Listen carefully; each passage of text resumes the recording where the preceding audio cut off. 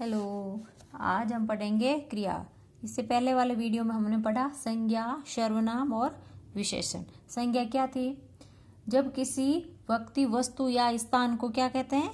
संज्ञा कहते हैं। संज्ञा कितने प्रकार की थी? संज्ञा 5 प्रकार की थी। व्यक्तिवाचक संज्ञा, भाववाचक संज्ञा, जातिवाचक संज्ञा, समूहवाचक संज्ञा, द्रव्यवाचक संज्ञा। उसके बाद हमने पढ़ा सर्वनाम। सर्वनाम क्या था? संज्ञा के स्थान पर प्रयुक्त होने वाले शब्दों को क्या कहते हैं? सर्वनाम कहते हैं। सर्वनाम कितने प्रकार के थे? सर्वनाम 6 प्रकार के थे। पुरुषवाचक सर्वनाम, निश्चयवाचक सर्वनाम, अनिश्चयवाचक सर्वनाम, संबंधवाचक सर्वनाम, निजवाचक सर्वनाम, प्रश्नवाचक सर्वनाम। हमने एक एक को विस्तार से पढ़ा। फिर हमने पढ़ा विशेषण। विशेषण क्या था? संज्ञा व सर्वनाम की क्या विशेषता बताता है विशेषण। विशेषण कितने प्रकार का था? विशेषण 4 प्रकार का था। कौन कौन से थे वो भी हमने पढ़े थे। विशेषण थे गुणवाचक, संख्यावाचक, संकेतवाचक और परिमाणवाचक विशेषण थे। फिर पढ़ा हमने प्रविशेषण। प्रविशेषण क्या था? विशेषण की विशेषता बताता है, वो क्या था? प्रविशेषण था। और आज हम पढ़ेंगे क्रिया। क्रिया क्या है, कैसे पहचान होती है, कितने प्रकार होते हैं, ये सब आज हम इस वीडियो में पढ़ेंगे। क्रिया, क्रिया का शाब्दिक अर्थ क्या होता है? करना या होना। फिर पढ़ेंगे परिभाषा। जिन शब्दों से किसी काम के करने या होने का बोध हो उसे क्या कहते हैं? क्रिया कहते हैं। जिन शब्दों से किसी काम को करना या होना पाया जाता है वो क्या होती है? क्रिया होती है। जैसे गाना, आना, जाना, नहाना, गिरना, पढ़ना, लिखना, डरना, कांपना, ये सब क्या है? क्रिया है। फिर क्या पढ़ेंगे? फिर पढ़ेंगे धातु। जिस मूल शब्द से क्रिया का निर्माण होता है उसे धातु कहते हैं। देखो, बिना धातु के क्रिया का निर्माण नहीं होता। धातु रहेगी तभी क्रिया का निर्माण हो सकेगा। तो धातु जैसे पढ़, पढ़ धातु हो गया। लिख, चल, दौड़, सो, गा, रो, ये सब क्या है? धातु है। धातु के अंत में ना लगाकर क्रिया बनाई जाती है। देखो, धातु क्या? पढ़ है। पढ़ के साथ क्या जोड़ेंगे? क्रिया। ना क्रिया जोड़े तो क्या हो गया? पढ़ना। फिर लिख प्लस ना, लिखना। दौड़ प्लस ना, दौड़ना। चल प्लस ना, चलना। सो प्लस ना, सोना। गा प्लस ना, गाना। रो प्लस ना, रोना। ये सब क्या है? धातु है। फिर हम पढ़ेंगे क्रिया के प्रकार। क्रिया 2 प्रकार की होती है, कर्म के आधार पर और रचना के आधार पर। अब कर्म के आधार पर सकर्मक क्रिया, अकर्मक क्रिया। रचना के आधार पर सामान्य क्रिया, संयुक्त क्रिया, नाम धातु क्रिया, प्रेरणार्थक क्रिया, पूर्वकालिक क्रिया।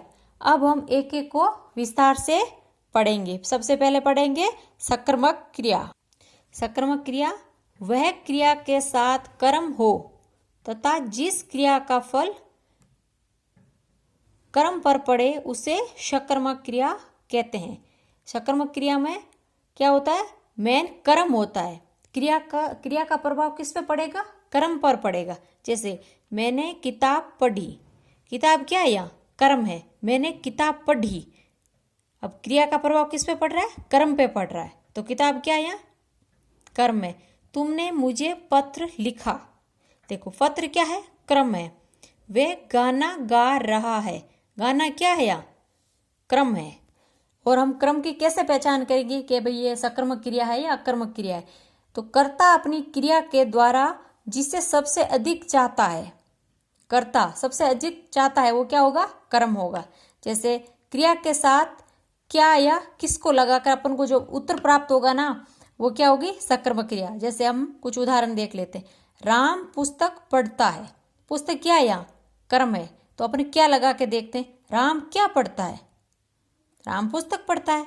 तो राम इसमें हो गया कर्ता, पुस्तक इसमें क्रम, और पढ़ता क्या हो गया? क्रिया हो गया। फिर राम ने रावण को मारा। राम ने किसको मारा? है सकर्मक क्रिया। राम क्या है? कर्ता है। रावण क्या है? कर्म है। मारा क्या है? क्रिया। राम ने किसको मारा, ये क्या है, सक्रामक क्रिया है। फिर पढ़ेंगे अकर्मक क्रिया। जिस क्रिया के साथ कर्म नहीं हो तथा जिस क्रिया का फल कर्ता पर पड़े उसे अकर्मक क्रिया कहते हैं।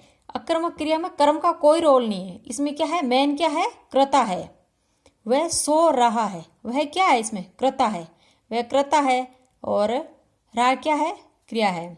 बच्चे खेल रहे हैं, बच्चे क्या है, इसमें कर्ता है। वह दौड़ रहा है, वह क्या है, कर्ता है। वह हंसा, वह क्या है, कर्ता है। फिर हम पढ़ेंगे रचना के आधार पर क्रिया के भेद। कितने भेद थे, 5 भेद थे। सबसे पहले पढ़ेंगे हम सामान्य क्रिया।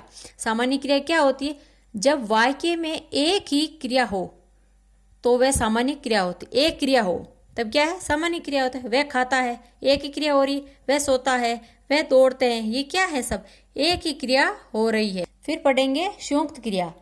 यह वह क्रिया होती है जो 2 या 2 से अधिक क्रियाओं के संयोजन से बनती है। मतलब दो क्रिया आपस में जुड़ने के बाद ये संयुक्त क्रिया बनती है। जैसे उदाहरण देखते हैं, वह काम कर रहा है, कर और रहा, ये क्या है, 2 क्रिया हो रही है। तुम रोज खाना खाया करो, खाया या करो, ये क्या है, 2 क्रिया है। वह खेल खेल चुका है, मतलब वह खेल खेल चुका है, मतलब खेल और चुका दोनों क्या है, 2 क्रिया है। तो क्या हो गई, संयुक्त क्रिया हो गई। फिर पढ़ेंगे हम नाम धातु क्रिया। वह क्रिया जो संज्ञा सर्वनाम या विशेषण से मिलकर बनती है, ऐसी क्रिया को नाम धातु क्रिया कहते हैं।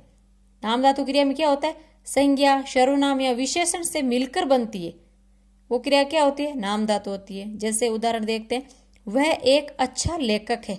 वह क्या है, यहाँ सर्वनाम आ गया, अच्छा क्या है, विशेषण आ गया, लेखक क्या है, संज्ञा, ये क्या है, नाम धातु क्रिया। वे संगीत सुनते हैं, वे क्या है, सर्वनाम हो गया।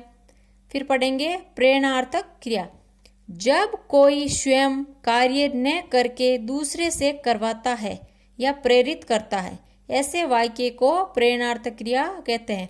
अब देखो, नाम से पता चलता है किसी को प्रेरणा देना, प्रेरित करना, खुद काम नहीं करके दूसरों से काम करवाना, ये क्या होती है, प्रेरणार्थक क्रिया होती है। अब इसके कुछ उदाहरण देखते हैं। शिक्षक ने कालू से किताब पढ़वाया। देखो, शिक्षक ने कालू से किताब पढ़वाया, खुद नहीं पढ़ रहा, कालू से पढ़वा रहा है, तो क्या ये दूसरे से करवा रहा है। सीमा ने अपने पति से खाना बनवाया। सीमा अपने पति से खाना बनवा रही है, तो क्या करी, प्रेरित कर रही है, दूसरों से करवा रही है। फिर पढ़ेंगे पूर्वकालिक क्रिया। जब कोई एक काम समाप्त करके तुरंत दूसरा काम करने जाता है तो वहां पूर्वकालिक क्रिया होती है। देखो, इसमें जब कोई एक काम समाप्त हो गया और जस्ट हाथों हाथ ही दूसरा काम उसने शुरू कर दिया, वो क्या होती है, पूर्वकालिक क्रिया।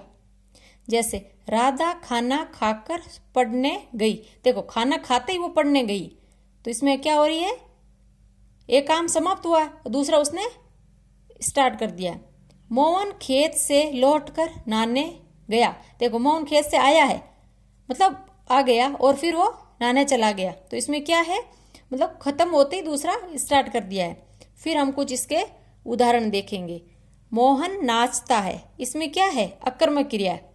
क्या नाचता है, कुछ मतलब नहीं, कर्म नहीं मिल रहा ना, तो क्या है, अकर्मक क्रिया है। सोहन किताब पढ़ता है। सोहन क्या पढ़ता है, किताब पढ़ता है, तो इसमें क्या कर्म है, तो क्या हो गया, सकर्मक। सुरेश मिठाई खाता है। सुरेश क्या खाता है, मिठाई खाता है, तो इसमें क्या है, सकर्मक क्रिया। भंवरा फूलों का रस पीता है।